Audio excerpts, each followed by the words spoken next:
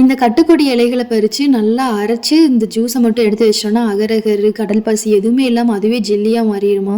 இந்த வீடியோவை பார்த்துட்டு நானும் குட்டி பையன்கிட்ட இந்த மாதிரி லீஃப் வந்து நம்ம கார்டன்லேயே இருக்குவா, நான் போய் பறித்து இந்த மாதிரி செஞ்சு தரேன்னு சொல்லி கூட்டிகிட்டு போயிட்டேன். அப்படியே வந்து மீஷோவில் கொஞ்சம் சீட்ஸ் எல்லாமே ஆர்டர் பண்ணியிருந்தேன். அந்த சீட்ஸ் எல்லாமே வந்து இன்றைக்கி டெலிவரி ஆயிருந்துச்சு. சரி கையோட பிளான்டேஷன் பண்ணி விட்டுட்டு அப்புறம் போய் இலைகள் பறிச்சுக்கலான்னு சொல்லிட்டு ஃபஸ்ட்டு வந்து இந்த குக்கும்பர் சீடு தான் போட்டிருந்தேன். ஏன்னா அது நம்ம கிளைமேட்டுக்கு எப்படி வரும் என்னங்கிறது தெரியல. சரி வச்சு பார்ப்போமேன்னு சொல்லி அளவாக ஒரு 2 சீடு மட்டும் வச்சுருந்தேன். எல்லாம் முடிச்சுட்டு ஃபைனலாக வந்து இந்த இலையை கண்டுபிடிச்சிட்டோம். பார்க்குறதுக்கு அச்சசல் அதே லீஃப் மாதிரி இருந்துச்சு.